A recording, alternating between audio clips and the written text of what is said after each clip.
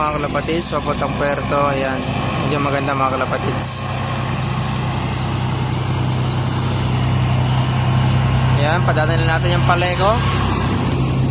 Mukhang babrat na ito naman mga kalapatids. Mukhang may ayusin. So prepare nyo lang yung inyong ano dyan. Mag-charge na kayo kung dapat mag-charge. Ayan mga kalapatids, so papaliparin na natin yung mga ibon. So good luck. Sana makawi kayong lahat.